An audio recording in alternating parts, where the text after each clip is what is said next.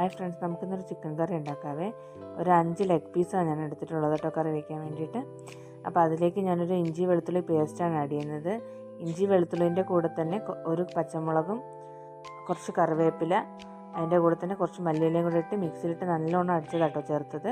പിന്നെ അതിൻ്റെ കൂടെ 2 ടേബിൾ സ്പൂൺ മുളക് പൊടി, 2 ടേബിൾ സ്പൂൺ തന്നെ ചിക്കൻ മസാല, ഒരു 1/2 ടീസ്പൂൺ മഞ്ഞൾപ്പൊടി, ഒരു 1/2 ടീസ്പൂൺ കുരുമുളക് പൊടി, ഒരു 1/2 ടീസ്പൂൺ മല്ലിപ്പൊടി, ആവശ്യത്തിന് ഉപ്പ് കൂടി ചേർക്കണം കേട്ടോ. എന്നിട്ട് ഇത് നല്ലോണം ഇളക്കി യോജിപ്പിച്ചെടുക്കണം കേട്ടോ.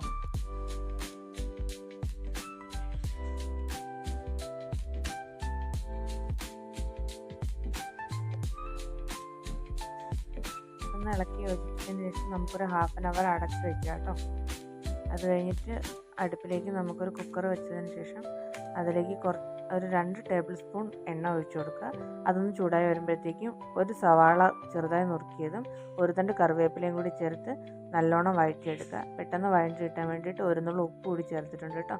അതൊന്ന് വഴറ്റി വരുമ്പോഴേക്കും നമുക്ക് ഒരു തക്കാളി ചെറുതായി നുറുക്കിയതോടെ ചേർത്ത് കൊടുക്കാവേ. ഇടയ്ക്ക് കറണ്ട് പോകുന്നുണ്ട് കേട്ടോ, ഈ വെട്ടം മാറി വരുന്നത്. അപ്പോൾ തക്കാളിയോട് ചേർത്തതിന് ശേഷം നല്ലോണം വഴറ്റണം കേട്ടോ. അതൊന്ന് വഴറ്റി വരുമ്പോഴത്തേക്കും നമുക്കതിലേക്ക് ഈ ചിക്കൻ പീസ് ഇറക്കി വയ്ക്കാവേ.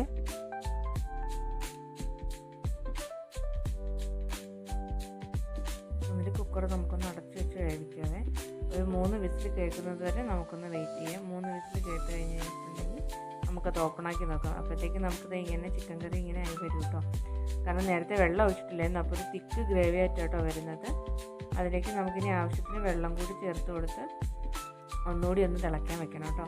അതൊന്ന് തിളച്ച് വരുമ്പോഴേക്കും നമുക്കൊരു സവാള കൂടി നുറുക്കിയത് അതിലേക്ക് ചേർത്ത് കൊടുക്കാവേ.